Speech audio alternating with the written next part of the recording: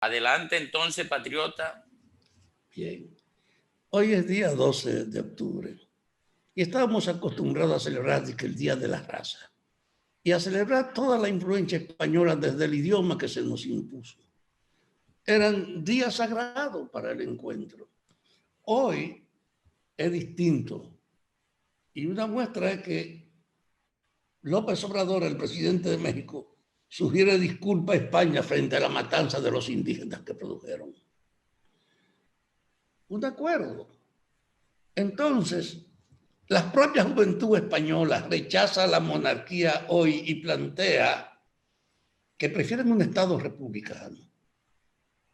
Y hacen eso precisamente en el Día de la Raza. Y en Estados Unidos, hoy, manifestantes derribaron esculturas de Roosevelt y de Lincoln. Y derribaron esculturas de Roosevelt y de Lincoln porque dice que Lincoln en una ocasión dijo, no podía decir que el único indio bueno es el indio muerto, pero sí podía decir que 9 de cada 10 sí son los mejores. Entonces, la resistencia ha tomado ahora una fuerza y una vitalidad que corresponde con la expansión de la comunicación, con el avance de conceptos como la igualdad entre todos, el respeto mutuo, la no diferencia, la no discriminación. Y entonces, mirar para atrás desde el día 12 con aquellos ojos ya no es posible. En ese sentido, imagínense que ahora todos los pueblos, poco a poco, replanteen la posición frente a la herencia cultural de cómo valorar el día 12. Todos somos hijos de la imposición y de la fuerza. El mundo era eso, donde solo predominaba la fuerza durante siglos. Y la batalla era por tratar de contener eso. Pero en el marco de la realidad de lo que fue el descubrimiento que hoy se celebra, no es verdad que podemos seguir viéndolo con los ojos que nos hacían celebrarlo como una gran cosa. Usted se imagina que en Estados Unidos, que fueron los ingleses, no los españoles, los que en cierta medida colonizaron esa parte de América del Norte, se encuentren de que comienzan a tomar forma las expresiones de condena al tratamiento discriminatorio para todas las poblaciones originales en nombre de exaltar el peso de los invasores colonizadores.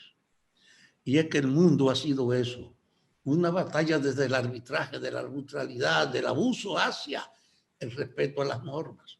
Ahora estamos en una etapa donde está globalizado el mercado, donde no hay razón para que tú te atrincheres y te olvides de irle. Y en ese ambiente surgen los valores con una autonomía que no tiene que ver con la historia que antes se manejaba.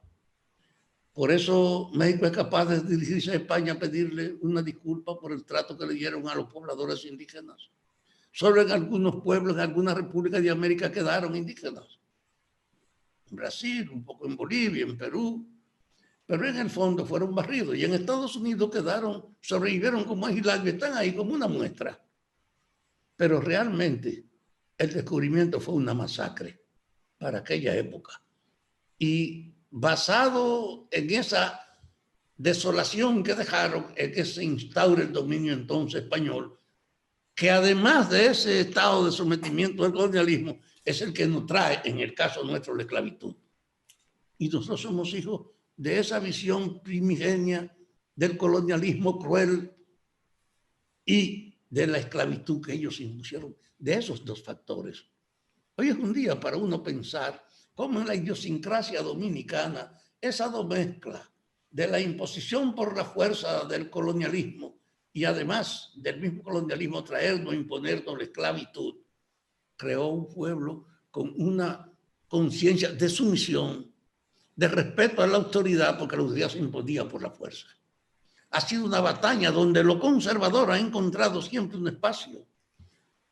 Al margen de estas realidades, usted no podía concebir a Pedro Santana viniendo a luchar por la autonomía frente a Haití, porque era un despreciador de los negros, y entonces plantear la sumisión a España para volver a ser dependiente del dominio de esa nación.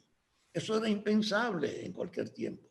Pero en el país quedó eso disuelto con el predominio del sentimiento conservador en la sociedad entera.